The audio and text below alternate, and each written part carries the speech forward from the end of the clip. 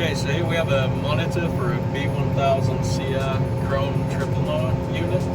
Attached to the front is a CCI200 CR. And as of right now, you can see the transport screen. So this means that there's no hydraulic functions going to the mowers at all. We're running them today on load sensing hydraulics. So if we're going down the highway, we can't accidentally unfold. So if you hit F2, there's a back arrow. And then we've got the main running screen. Right now it's in transport mode, so we've got the padlocks on, which means the mowers are securely locked and folded in the folded position. If we hit F6, press and hold. For safety functions, you've got to hold it until it's folded all the way out into headland mode. Then the mowers slide up and then out of the securing pins and out into the headland position. So you can see on the screen we've got 216 centimeters. And that's the current width of the mowers that will go all the way out to 40 centimeters. So starting across the top, we have a status bar.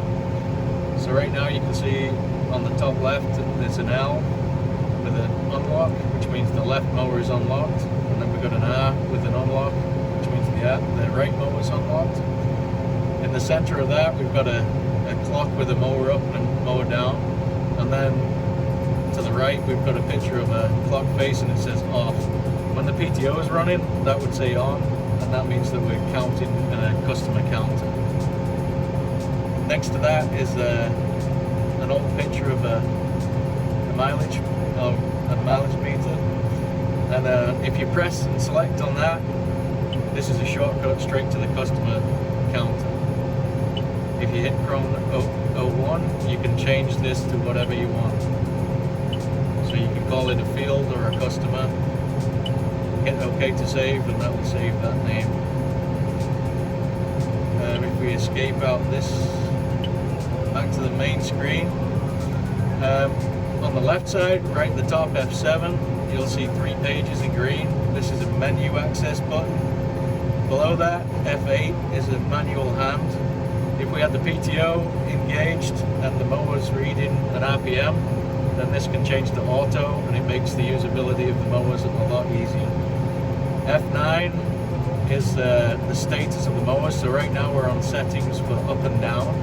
If we hit the button, then we've got a menu button for manually adjusting the drop rate, so how fast the mowers drop. Hit it again, and we've got an option for sliding left and right mowers out on the rear. Below that is to pre-select the left mower only, and then underneath that there's F11 and F12 will lift and lower that mower that we've selected. On the right side, then we've got the right mower, and then just above that we've got the front mower. The front mower is integrated into the rear mowers on this machine. Right at the top, F1 is the stop. This is an emergency stop. It will disconnect all hydraulic functions. It won't disconnect drive because that's coming from the tractor PTO. And then we've got F5 and F6, which predominantly we use for up and down, and this is how we fold into transport by pressing and holding. If we put the PTO in of the machine,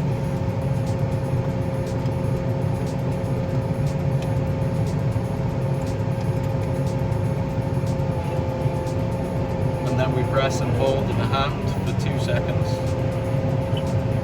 you see the screen all changes, and this is what we call the auto function. So we've got 2 0 centimeters settings right now in blue. Anything on the screen in blue we can touch and alter.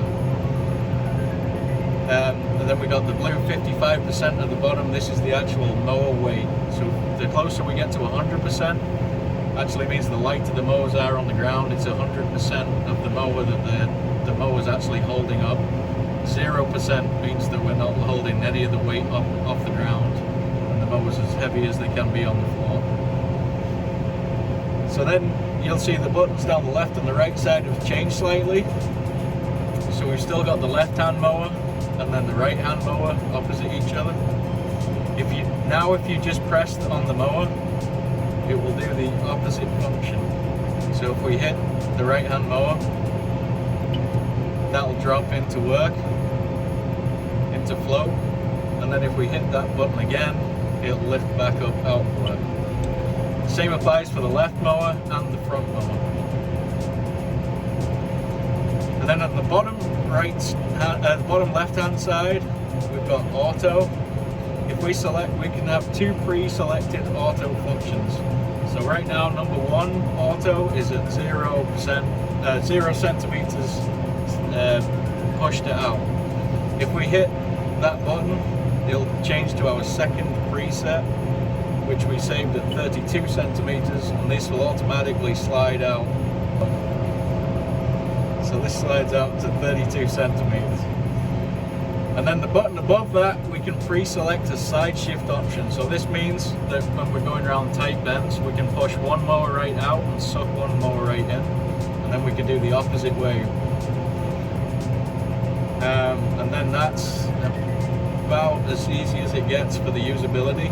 So if we hit F7, then we enter the menu mode. So the first setting is the auto function. If we press on that, this is where we set the pre-selection of the Auto 1 mode and Auto 2. So we can have whatever width we want in there, press and hold the disc to save.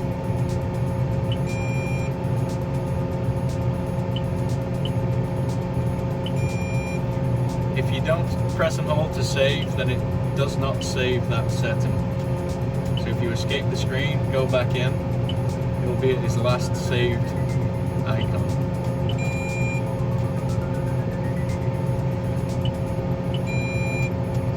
Escape out of that menu.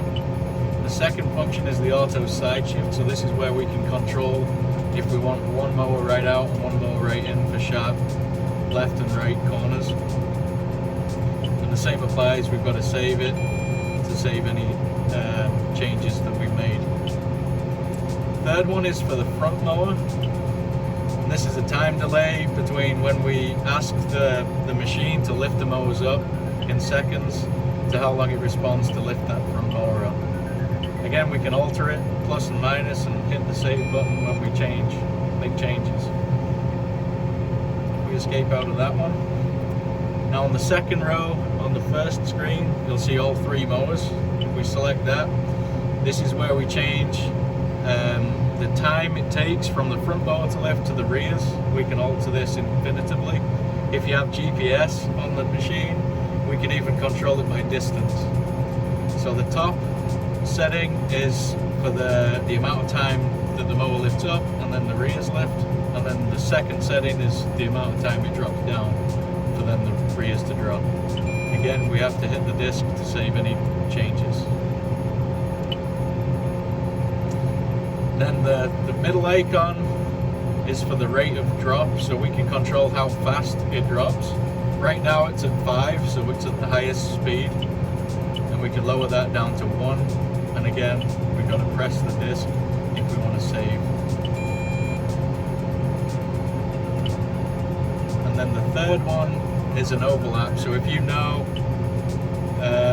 you're roughly going to be 30 inches overlap all the time, we can alter this and save this in the menu, and then that will affect the actual area meter on the mowers. Again, we've got to select the disc to save.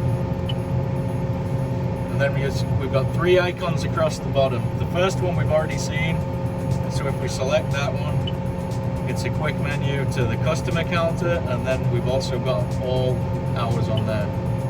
The customer counter we've already seen and been in.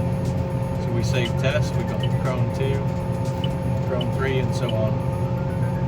If you hit OK on the one that you want to start counting on, then that's the one that it'll start to use. If we go back to the main screen, escape, and an escape, escape. See at the top of the hour it says number 2 right next underneath the H.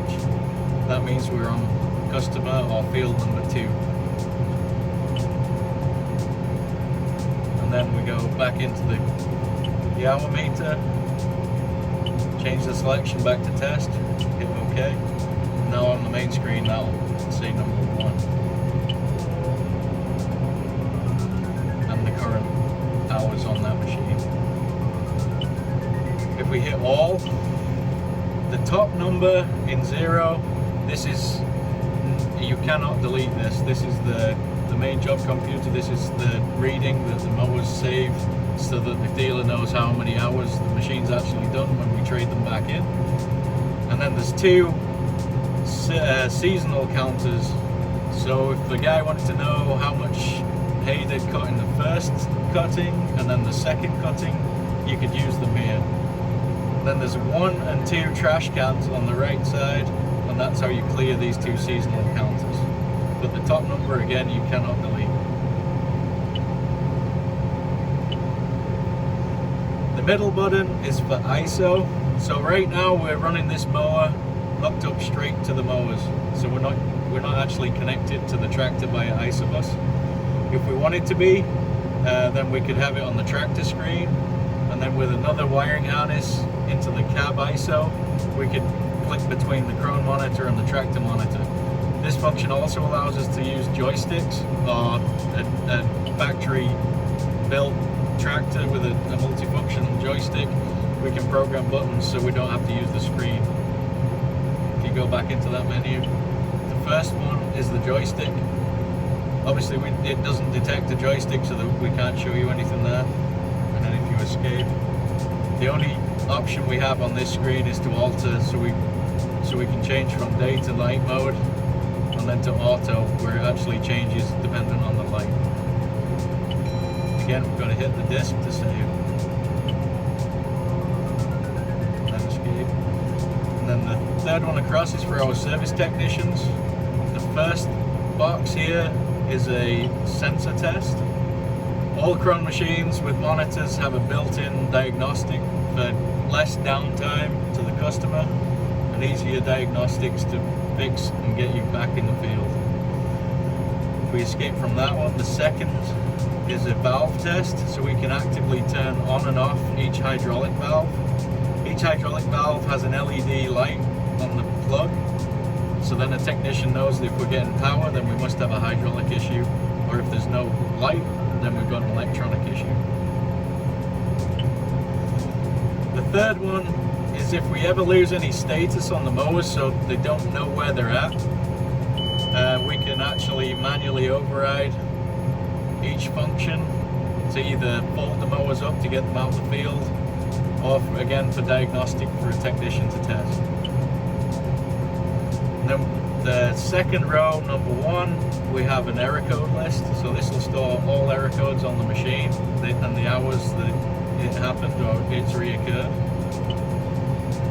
The middle one is our software information. So it will tell us which current software we're running, which ISOBUS software we're running, just mainly for our service technicians. And then finally there's a key code for a Chrome service technician to go in and recalibrate the machine. So this is how we tell the mowers if it has a front mower fitted or not, and other functions on that kind of line. That's securely covered with the passcode, so driver operators cannot get into that screen. And that's all the functions on a terminal for a B1000 CR triple mower.